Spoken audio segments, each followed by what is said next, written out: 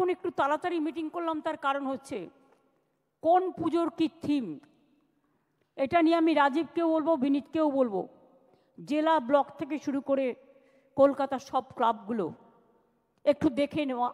Theme নিশ্চয়ই অনেকেই disclose করতে চায় না, এটা তার নিজস্বতা, আমি ডিসক্লোজ করতে বলছি না, কিন্তু পুলিশকে আপনারা শেয়ার করুন আপনাদের কী করতে যাচ্ছেন নতুন করে। কারণ আমি দেখেছি কাগজে একটা সংবাদে কেউ নাকি 112 ফুটের একটা দুর্গাপুজো করছে।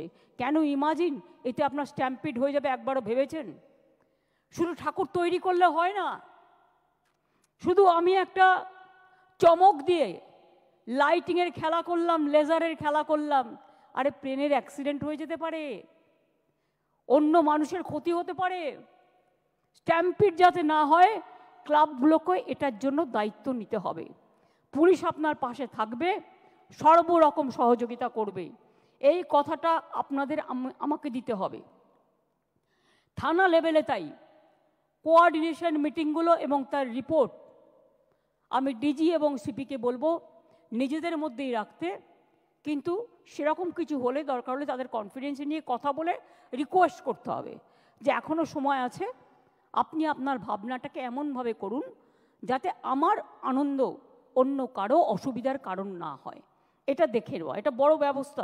আমি বলছি এগুলো আগে হতো না, তার কারণ আমি অনেক প্রবলেম হয় বলে এগুলো আগে করে ফেলি।